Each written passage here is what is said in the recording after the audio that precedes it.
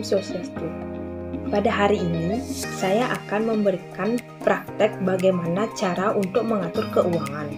Seperti yang telah saya sampaikan sebelumnya pada materi minggu lalu, masih banyak sekali masyarakat yang belum memahami bagaimana mengatur keuangannya.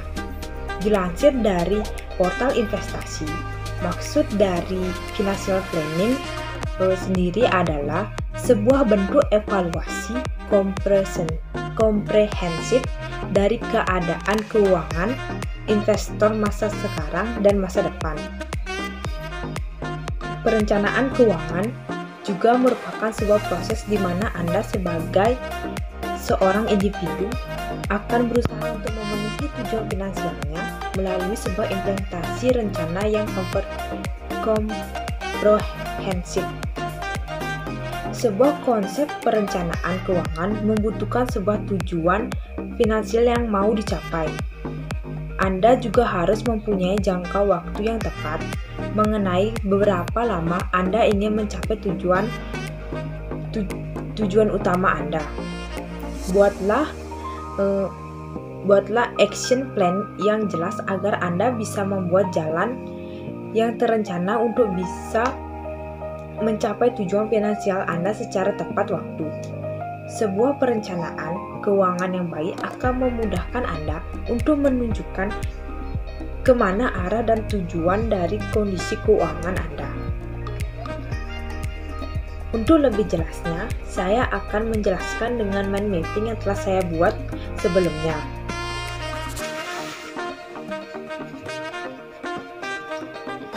Seperti ini. Untuk mengatur keuangan terdapat 3 tahapan. Yang pertama yaitu Anda harus mencatat pemasukan dan pengeluaran. Nah, hal yang pertama harus dilakukan adalah Anda harus memeriksa bagaimana keadaan keuangan Anda saat ini. Dimulai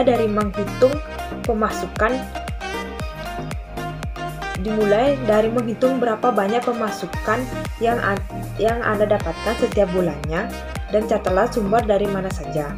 Setelah semua hasil pemasukan tercatat dengan jelas, Anda harus membuat pos pengeluaran bulanan.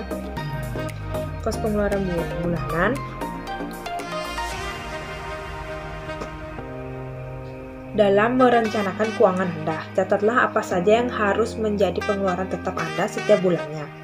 Jangan lewatkan pengeluaran yang penting.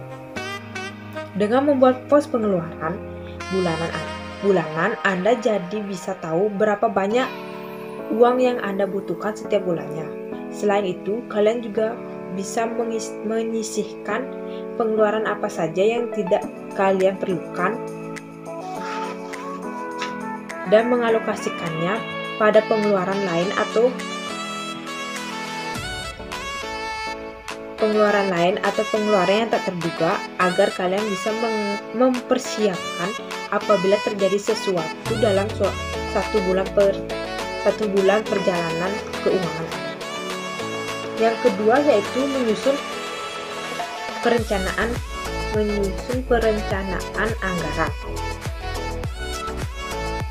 Setelah mengetahui kondisi keuangan, langkah selanjutnya yang harus dilakukan adalah menyusun perencanaan anggaran.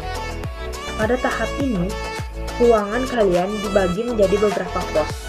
Hal ini dapat dilakukan dengan ketika kalian mendapatkan pemasukan atau pendapatan. Biasakan langsung menyusun perencanaan anggaran. Kalian dapat mencoba dengan rumus 50%, 30%, dan 20%. Apakah itu? Nah, rumus ini adalah presentasi alokasi keuangan kalian. 50% dapat kalian gunakan untuk keperluan pribadi, sedangkan 30%-nya untuk tabungan atau investasi. Kalian juga dapat berinvestasi melalui reksadana, investasi emas, atau deposito. Dan 20%-nya dapat digunakan sebagai keinginan yang diinginkan atau sesuatu yang ingin dicapai pada waktu tertentu. Nah, tahap ketiga yaitu mengatur target keuangan. Setelah berhasil disiplin untuk selalu mencatat keuangan, maka kalian akan mendapatkan gambaran mengenai kondisi keuangan selama ini. target keuangan yang pertama dapat dilakukan adalah dana darurat. Sedangkan yang kedua adalah tujuan keuangan. Keuangan kalian digunakan untuk apa saja, seperti hal yang ingin dicapai suatu saat nanti. Nah, ketika tujuan keuangan kalian sudah jelas, kalian juga perlu memberikan target waktu yang ingin dicapai. Nah, sekarang kita akan belajar bagaimana untuk mempraktekannya. Bahan yang perlu disiapkan itu sangatlah mudah. Kalian hanya perlu buku harian dan pulpen berwarna. Buku finansialnya bisa merupakan buku tulis biasa atau kalian bisa ambil contoh dari Google kemudian diprint. Bukunya dapat kalian kreasikan sesuai kreativitas masing-masing. Yang pertama dilakukan adalah mencatat pendapatan. Seperti yang telah saya contohkan, saya mendapatkan pemasukan dari orang tua sebesar 620 per bulan. Nah, pada lainnya itu, terkadang saya mendapatkan tambahan dari membantu orang tua berjualan sebesar 150. Total dari pendapatan yang saya dapatkan adalah 770 per bulan. Sedangkan total pengeluaran yang saya keluarkan adalah sebesar 280. Total ini dapat dari pulsa sebesar 40.000 per bulan, kuota sebesar 60.000 per bulan, bensin selama 80.000 per bulan, dan pada lainnya yaitu sebesar 100.000 per bulan. Nah, pada pos lainnya itu terdiri dari beberapa keperluan pribadi seperti membeli perlengkapan sekolah. Hal kedua yang dilakukan yaitu menyusun perencanaan anggaran. Nah, pendapatan yang saya miliki yaitu sebesar 770.000 per bulan. Yang pertama yaitu 50%. 50% dari pendapatan yang saya dapatkan yaitu 50% dikali 770.000 mendapatkan 385.000 untuk kebutuhan pribadi. Dan yang kedua yaitu untuk pos tabungan atau investasi. Nah, pada tabungan atau investasi ini digunakan sebesar 30% yang dikalikan oleh pendapatan per bulan, yaitu 30% dikali 770.000 didapatkan 231.000. Yang ketiga yaitu keinginan tertentu.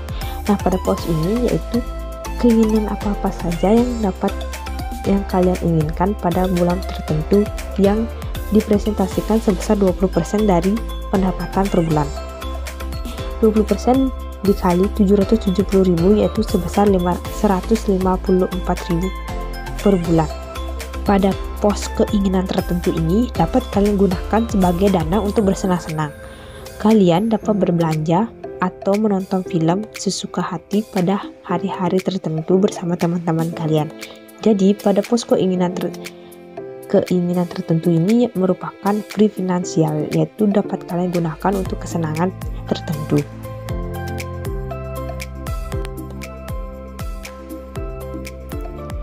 Nah, pada tahap selanjutnya yaitu menentukan target keuangan. Pada target keuangan yang saya inginkan yaitu membeli sebuah handphone baru dengan harga sebesar 10 juta. Nah, target yang saya tentukan yaitu sebesar 3 tahun. Maka uang yang harus terkumpul per bulan yaitu sebesar 280.000. Sedangkan pada pos keinginan tertentu, dana yang saya miliki per bulan yaitu sebesar 154.000. Masih kurang sebesar 126.000.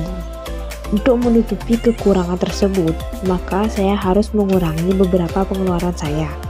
Saya harus memiliki uang sebesar 280.000 per bulan untuk dapat mencapai target waktu sehingga dapat membeli handphone yang baru yang diinginkan.